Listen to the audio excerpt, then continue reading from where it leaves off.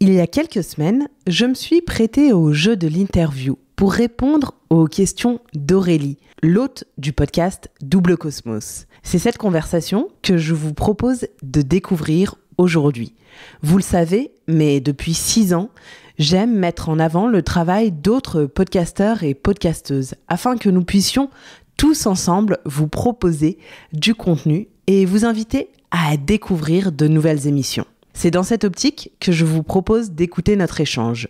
Sachez, si ce premier épisode vous plaît, qu'une deuxième partie est disponible directement sur la chaîne de podcast d'Aurélie, à savoir Double Cosmos. Je vous laisse écouter cet épisode, j'espère qu'il vous plaira. Et je tiens à dire et souligner qu'il est bien plus difficile de passer de l'autre côté du micro.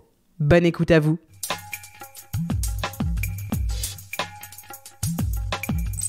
Double Cosmos. C'est le podcast qui décomplexe, démystifie, dédramatise le bien-être, tout simplement. Hello, je suis Aurélie, la créatrice de Double Cosmos. Un mardi sur 2 à 18h, on se retrouve pour la double interview Fast and Vast. Avec chaque invité, tu peux donc retrouver notre conversation non pas avec un, mais 2 épisodes. Le premier, la Fast Interview, ou comment démystifier bien-être en 10 scoop en 10 minutes. Et le second, la Vast Interview, ou comment s'inspirer des success stories ordinaires d'experts bien-être entre réussite, galère et conseils d'experts. De quoi nous décomplexer et montrer que le bien-être, y a rien de plus accessible. Bienvenue dans cette Fast Interview de Double Cosmos. C'est qui? Hey, psst, c'est qui? Bonjour, c'est Jeanne pour le podcast Double Cosmos. Ton job? Je suis podcasteuse à plein temps. Sympa. Ta mission dans la vie? Accompagner les gens pour mener à bien leur transition écologique. Et ton plus grand talent? Pédagogie. Pas mal. Et tu vas nous parler de quoi alors aujourd'hui? Je vais vous parler d'écologie intérieure. Alors c'est parti mon kiki. 5 mythes versus réalité. On commence avec les légendes urbaines à connaître pour se la péter en soirée. C'est quoi le truc faux que tout le monde croit et qui te rend dingue? L'exemplarité. Tout le monde croit que si t'es écolo, il faut que tu sois exemplaire, parfait, aussi bien dans ta parentalité que dans ta vie, et que tu ne fasses aucun pas de côté, et c'est faux. Personne n'est parfait. Une chose que personne ou peu de gens savent et que tous les experts dans le game connaissent. Qu'il faut se méfier des perturbateurs endocriniens. Les perturbateurs endocriniens sont donc des substances qu'on retrouve absolument partout et il faut s'en méfier parce qu'on en retrouve dans notre intérieur, dans les vêtements qu'on porte et ça peut dérégler notre système hormonal et à terme causer plusieurs types de maladies pas très sympas. C'est des sujets très intéressants sur lesquels des spécialistes travaillent depuis des années, notamment Stéphane Aurel qui a été lanceuse d'alerte sur le sujet, mais pas que. Et c'est un sujet qu'on ignore parce que c'est plus facile de faire l'autruche et de se dire bon bah non mais là c'est juste un t-shirt en polyester, c'est pas grave, et une couette en polyester, etc. Mais il y a plein de petites choses à mettre en place au quotidien pour améliorer nous, notre bien-être, celui de nos enfants et être plus écolo. La question qu'on te pose tout le temps et celle que t'aimerais plutôt qu'on te demande à la place. La question qu'on me pose tout le temps, mais Jeanne, tu prends encore l'avion? Oui, je le prends encore, des fois, une fois par an à peu près pour des vols courts, et je le prends pour aller rendre visite à des êtres qui me sont chers, qui vivent loin, et c'est très important pour moi. Et voilà, et la question que je préférerais qu'on me pose, c'est mais qu'est-ce que tu penses des politiciens qui prennent l'avion tous les jours? Quelles sont tes petites anecdotes behind the scene, derrière tes photos Insta? Alors, comme tout le monde, hein, ce n'est qu'une fraction de la vie. Moi, je partage pas beaucoup en plus sur les réseaux sociaux, enfin assez peu de ma vie personnelle, mais que tout est une question d'équilibre et que oui, il y a des semaines où je vais proposer à mon fils des super plats préparés avec les légumes de la MAP et les produits bio qu'on aura achetés. Et puis, il y a des semaines où c'est la course, on va acheter un paquet de raviolis sous vide, un bocal de pesto, et c'est très bien aussi. Le petit truc has-been dont tu vantes quand même les mérites pour le bien de l'humanité. Écouter ses enfants, vraiment. Écouter ce qu'ils ont à dire, comment ils observent la nature, comment ils observent le monde autour d'eux, et on a beaucoup à apprendre, nous, grands enfants oubliés. 5 Conseil SOS Express. On continue avec les conseils bien-être à tester pour en mettre plein la vue. Quel est ton conseil d'expert niveau facile pour devenir un élève brillant en 2-2? Alors, les conseils faciles, cuisiner avec ses enfants, aller au marché avec ses enfants, leur montrer à quoi ressemblent les légumes.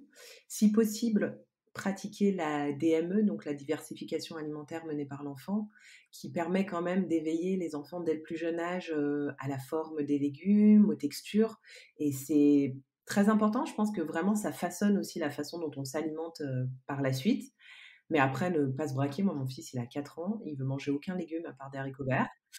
Pourtant, il a fait la DME et il mangeait toutes sortes de légumes quand il était petit. Et je me dis que c'est une phase et que ça passera. Par contre, j'essaie de lui montrer comment ça se passe. Donc, nous, on n'a pas la chance d'avoir un jardin, on a juste un petit balcon. Mais on a quand même planté une ou deux salades, un fraisier pour, voilà, dès le plus jeune âge, mettre un peu les mains dans la terre, voir les légumes pousser, prendre le temps d'observer. Et ça, je pense que c'est assez facile à mettre en place. On peut le faire même si on est en appartement, qu'on n'a pas de balcon, c'était notre cas avant. On plante quelques graines dans un petit pot et puis on observe avec l'enfant. On peut noter dans un carnet s'ils sont plus grands, prendre des photos. Et voilà, juste observer en fait le monde qui nous entoure. Pour moi, c'est la clé. Et si on observait davantage ce qu'il y a autour de nous, on n'aurait plus du tout envie de le détruire comme on le fait aujourd'hui.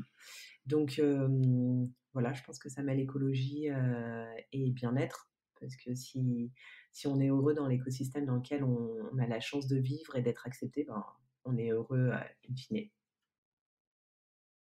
La recette SOS en cas de galère que tu voudrais délivrer à tout le cosmos. Ah, la recette SOS. Elle est peut-être un peu bateau celle-ci, mais respirer. Pas forcément méditer. Je sais que le mot méditation fait un peu peur aux gens. Et que si on parle de méditation, moi je vois bien dans mon entourage, j'ai certains énergumènes, je ne les citerai pas, mais bon, mon copain, mon frère, si je leur parle de méditation, ils me regardent avec des grands yeux et ils se disent: «Oh là là, ça y est, encore un truc de perché». Donc pas la méditation, mais juste respirer et en fait, on peut le faire partout. On peut le faire, debout au bureau parce qu'on a eu un gros coup de stress et qu'on n'est pas bien. On peut le faire dans la rue parce qu'on a vu quelqu'un jeter, son mégot par terre. Alors oui, c'est pas bien, mais peut-être que cette personne traverse une très mauvaise journée.